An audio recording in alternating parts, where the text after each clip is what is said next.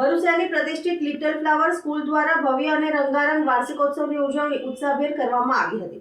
શહેરના Patel welfare auditorium ખાતે યોજાયેલ આ કાર્યક્રમમાં વિદ્યાર્થીઓએ પોતાના કૌશલ્ય અને પ્રતિભાનું અદ્ભુત પ્રદર્શન કરી ઉપસ્થિત મહેમાનો અને વાલીઓને મંત્રમુગ્ધ કરી દીધા હતા। કાર્યક્રમની શરૂઆત દીપ પ્રાગટ્ય સાથે કરવામાં આવી હતી। ત્યારબાદ નાનકડા વિદ્યાર્થીઓ દ્વારા સ્વાગત ગીત રજૂ કરી મહેમાનોનું હાર્દિક સ્વાગત કરવામાં આવ્યું હતું।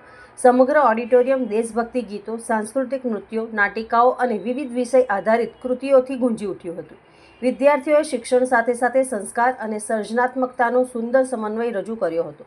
વિશેષ કરીને દેશપ્રેમ આધારિત નૃત્ય નાટિકા અને સામાજિક સંદેશ આપતી નાટિકાઓએ હાજર તમામ મહેમાનોને ભાવવિભોર કરી દીધા હતા। નાના બાળકોના આત્મવિશ્વાસભર્યા પ્રદર્શને સૌએ તાળીઓના ગડગડાટ સાથે વધાવ્યા હતા।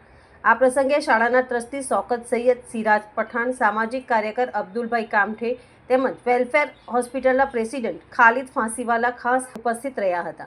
મહેમાનો દ્વારા વિદ્યાર્થીઓના ઉત્સાહ અને પ્રતિભાની પ્રશંસા કરવામાં આવી હતી। શાળાની ટીમને અભિનંદન પાઠવવામાં આવ્યા હતા। તેમણે પોતાના સંબોધનમાં જણાવ્યું કે શિક્ષણ માત્ર પુસ્તકી જ્ઞાન પૂરતું નથી, પરંતુ બાળકોના સર્વાંગી વિકાસ માટે આવા કાર્યક્રમો ખૂબ જ જરૂરી છે। શાળાના પ્રિન્સિપાલ કશિશ સૈયદ તથા શિક્ષક વૃંદે સમગ્ર કાર્યક્રમને સફળ બનાવવા ભારે જહેમત કરી હતી। વાલીઓએ પણ બાળકોના પ્રદર્શનને દિલથી વધાવ્યું હતું અને શાળાની વ્યવસ્થાને બિરદાવી હતી।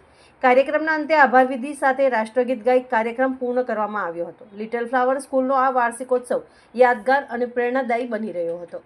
ભરૂચની લાલ બજાર ખાતે ચાલતી લિટલ ફ્લાવર સ્કૂલના આજે 25મો એન્યુઅલ ડે નિમિત્તે ભરૂચની પટેલ વેલફેર હોસ્પિટલ ખાતે આવેલ ઓડિટોરિયમમાં આજે એન્યુઅલ ડેની ઉજવણી થઈ રહી છે।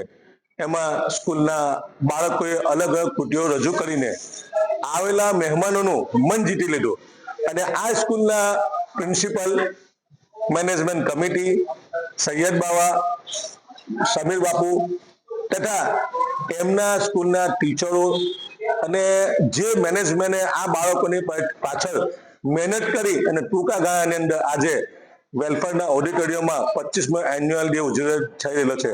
ત્યારે અહીંયાના બાળકોએ સુંદર એવી કૃતિઓ રજૂ કરી અને બાળકોએ દેશભક્તિના ગીતો રજૂ કર્યા